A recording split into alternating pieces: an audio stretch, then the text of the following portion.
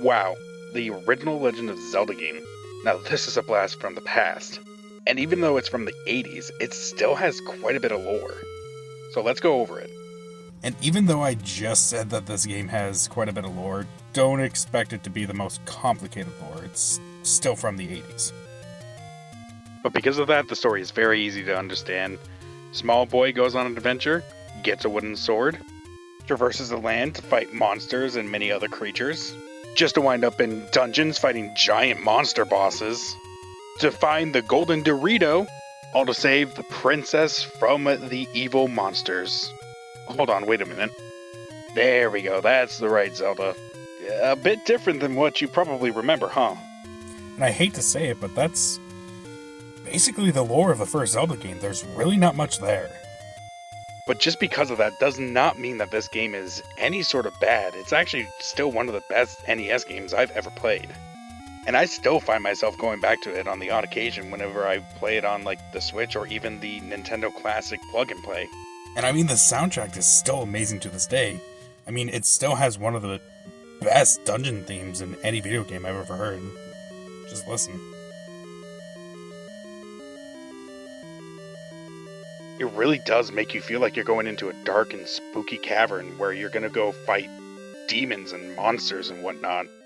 And I mean, that's the whole premise behind this entire game, is just to feel that sense of adventure, that really powerful going and exploring, finding secrets, and just having so much fun.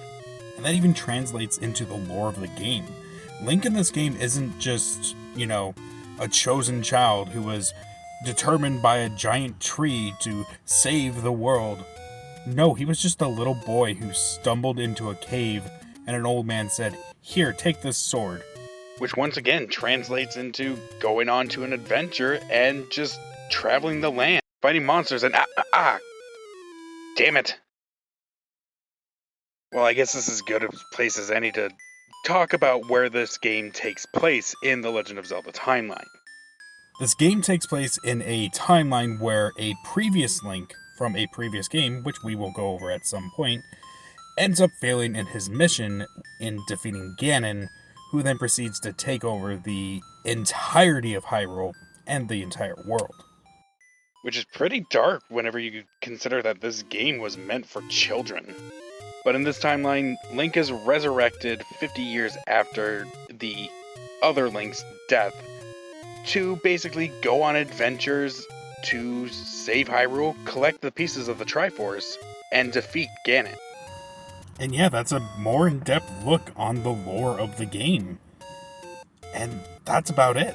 There's really not much else to really go over here. And so with that, we're going to be ending the video here. I hope you guys are enjoying this kind of new style of video recording that I'm doing. Let me know in the comments how well it turned out. Come back tomorrow where we're going to be going over Zelda 2, Link's Adventure, and we're going to be going more in depth with the lore for that game.